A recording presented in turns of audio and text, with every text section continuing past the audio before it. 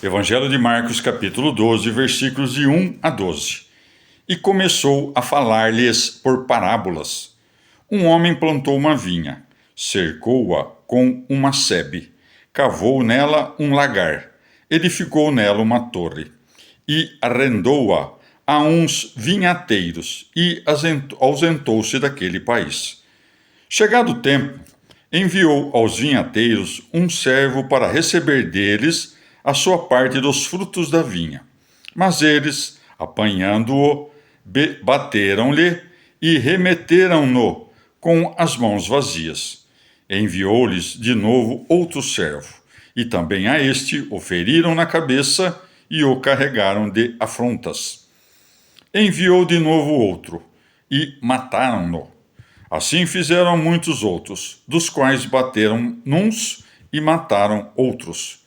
Tendo ainda um filho querido, também lhe enviou por último, dizendo: Terão respeito a meu filho. Porém, aqueles vinhateiros disseram uns para os outros: Este é o herdeiro. Vinde, matemo-lo, e será nossa a herança. Pegaram nele, mataram-no, lançaram-no fora da vinha. Que fará, pois, o senhor da vinha? Virá, exterminará os vinhateiros e dará a vinha a outros. Vós nunca lestes este lugar da Escritura? A pedra que fora rejeitada pelos que edificavam tornou-se a cabeça do ângulo. Pelo Senhor foi feito isso, e é coisa maravilhosa aos nossos olhos.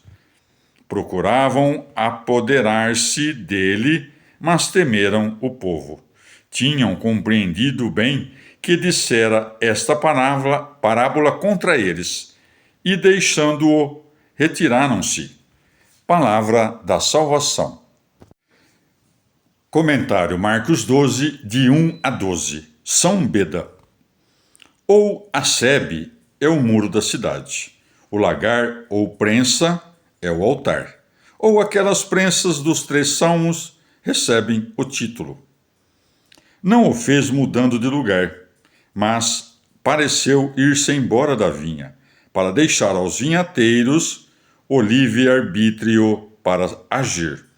Segue-se, chegado o tempo, enviou aos vinhateiros um servo para receber deles a sua parte dos frutos da vinha. Compreende-se que o primeiro servo enviado é Moisés, o próprio portador da lei.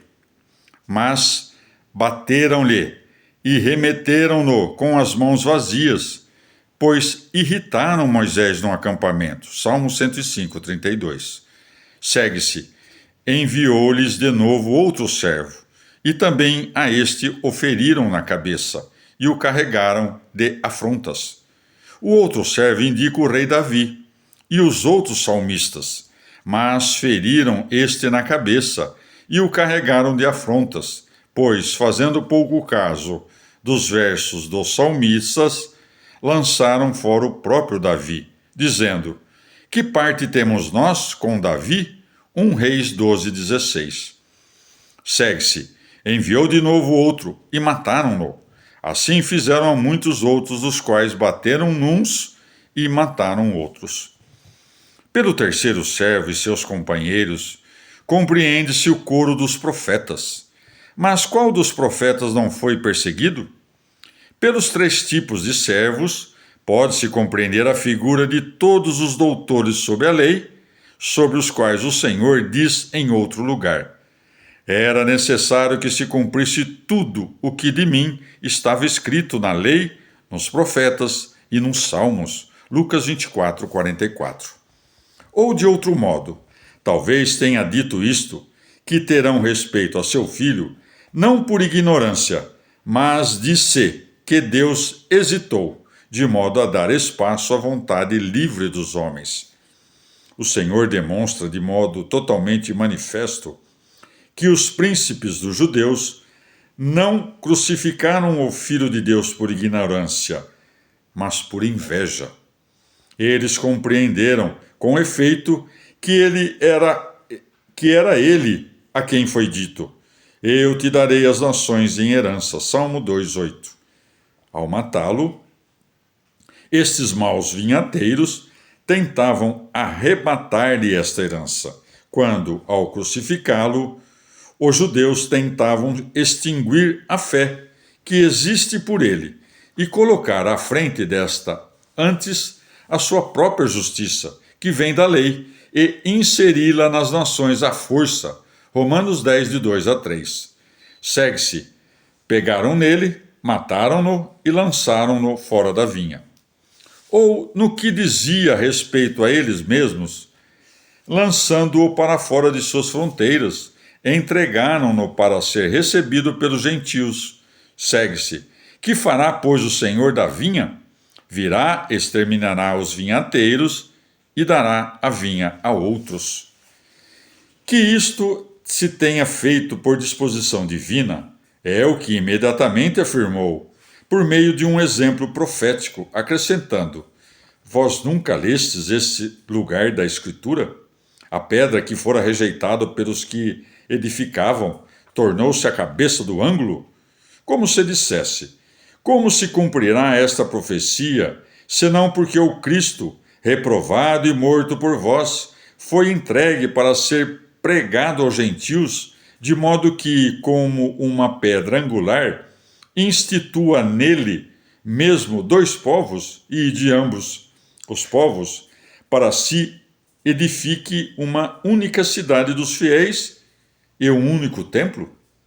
O Senhor a chama agora de edificadores, os mesmos mestres da sinagoga, que antes chamara de vinhateiros, pois pareciam cultivar, como uma vinha, o povo a eles submetido, para que desse os frutos da vida.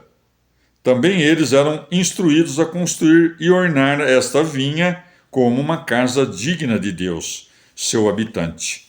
Os príncipes dos sacerdotes mostravam ser verdade o que o Senhor havia dito, coisa que fica evidente pelo que se acrescenta. Procuravam apoderar-se dele, pois ele é o herdeiro, cuja morte injusta, dizia, seria vingada pelo Pai. Já em sentido moral, a cada fiel, quando lhe é confiado o mistério do batismo, é-lhe arrendada como que uma vinha, para que a cultive. Mas o servo enviado é lançado fora, coberto de afrontas ou batido, quando o discurso ouvido é desprezado, ou, o que é pior, alvo de blasfêmia. Mata o herdeiro enviado, aquele que, no que depende de si, trata o Filho de Deus com desprezo. Uma vez exterminado o mau cultivador, a vinha é entregue a outrem, quando o humilde é enriquecido com o dom da graça, que foi desprezado pelo soberbo. Mas isto que ocorreu, a saber, os príncipes dos sacerdotes, querendo deitar as mãos em Jesus, serem freados pelo medo. Ocorre todos os dias na igreja, quando alguém, sendo irmão somente pelo nome, sente vergonha ou medo de atacar a unidade da paz da fé, a qual ele não ama, por conta da multidão dos bons irmãos que com ele coabitam.